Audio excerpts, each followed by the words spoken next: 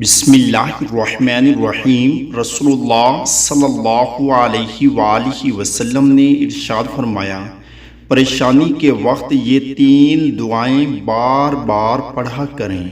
پہلی دعا ہے لا الہ الا اللہ العظیم الحلیم، لا الہ الا اللہ رب السماوات ورب الارض ورب العرش العظیم، اللہ کے سوا کوئی معبود برحق نہیں جو بہت عظمت والا اور بردبار ہیں۔